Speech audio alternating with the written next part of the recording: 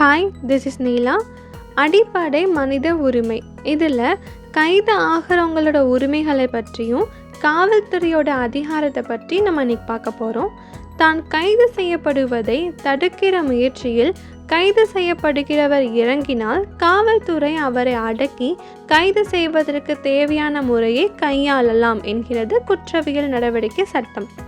மரண தண்டனை, ஆயுள் தண்டனைக்குரிய குற்றம் செய்தவர் தன்னுடைய கைதை தடுக்க பலத்தை பயன்படுத்தினால் காவல்துறை அதிகாரி பாதுகாப்பை கருதி அவரை கொல்லவும் செய்யலாம்.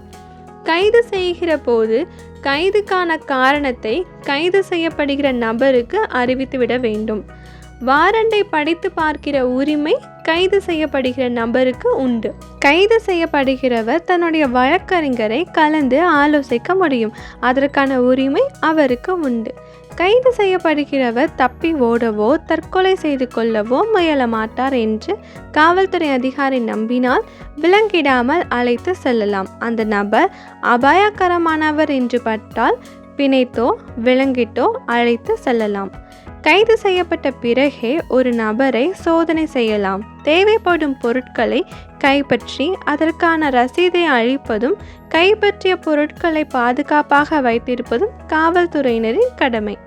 கைது செய்யப்பட்ட பெண்களை பெண் காவலரை கொண்டுதான் சோதனையிட வேண்டும். பெண் கைதியின் தன்மானத்திற்கோ கௌரவத்திற்கோ குறைவு நேரக்கூடாது.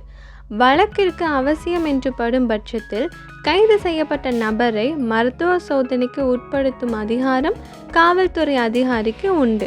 அவர் உதவி ஆய்வாளர் நிலைக்கு குறைவு இல்லாத அலுவலராக இருக்க வேண்டும்.